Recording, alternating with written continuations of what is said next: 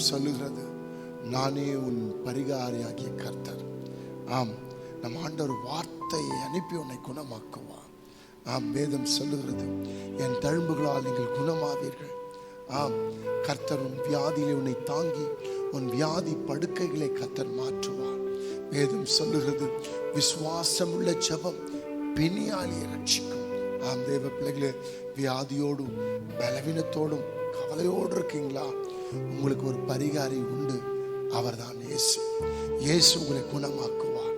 ஆம், அவர் சத்தத்துக்கு நீங்க செவி கொடுத்தால், கவனமாய் செவி கொடுத்தால், ஆண்டவர் சொல்றார், நானே உன்னை குணமாக்குகிற கர்த்தர். ஆம், வியாதியோடும் பலவீனத்தோடும் துன்பத்தோடு இருக்கிற அன்பு பிள்ளைய இப்பொழுது இயேசுவை நோக்கி பார்.